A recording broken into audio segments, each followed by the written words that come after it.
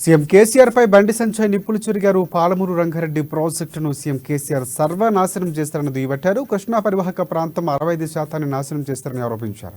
మహబూబ్ నగర్ ప్రాంతాన్ని సీఎం కేసీఆర్ ఎడారిగా చేశారంటూ విమర్శలు గుప్పించారు. తెలంగాణ సీఎం కేసీఆర్ అయ్యా జాగీరా అంటూ తెలంగాణను కేసీఆర్ నాశనం చేస్తున్నారని బండి సంజయ్ సంచలన వ్యాఖ్యలు చేస్తూ విమర్శించారు.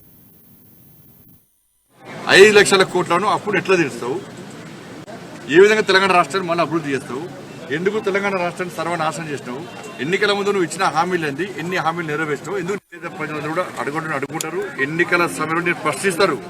గల్లా వట్టి అడుగుతారు. రాష్ట్ర ముఖ్యమంత్రి కేంద్ర ప్రభుత్వం 10 సంవత్సరాల నుంచి కృష్ణా జలాలకు సంబంధించి వాటర్ నువ్వు సంతకాలు ఎందుకు పెట్టమంటున్నా?